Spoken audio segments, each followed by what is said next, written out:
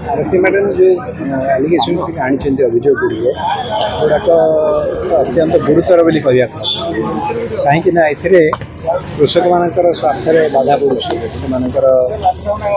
कृषि जो पानी आवश्यकता रही से बंद कर देती जो मैंने पत्र कम करती ब्लास्टिंग करने फल जो प्राकृतिक वन्य जंतु सब रही तथा ब्लैक बर्ड से माने प्रभावित होती मयूर माने प्रभावित होती तेणु ये जो विभिन्न प्रकार कह परिवेश जनित कुप्रभाव पड़ुची ता विरुद्ध आरती मैडम जो बस मुझे संपूर्ण भाव में समर्थन करुच्ची एवं सरकार पाखे नवेदन करी जे खूब शीघ्र सरकार गोटे हाई लेवल टीम पठातु एवं तार 2-3 दिन भितर तार रिपोर्ट आणतु जे प्रकृत में ग्राउंड में कौन असुविधा होती आपंकर संवादपत्र बंधु तर्जमा करके आसी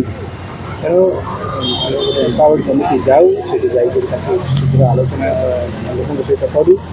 ग्रामसभा सहित आलोचना करूँ तुरंत पदक्षेप निजी बर्तमान से ब्लास्टिंग कि जो सब कार्य होता बंद करा जदि लिस्टा जनस्वार्थ विरुद्ध जाऊँगी लिस्ट को कैंसल करा जो मैंने दोषी से विरुद्ध कड़ा कार्यानुष्ठान ग्रहण करा सरकार पाखे नवेदन रही।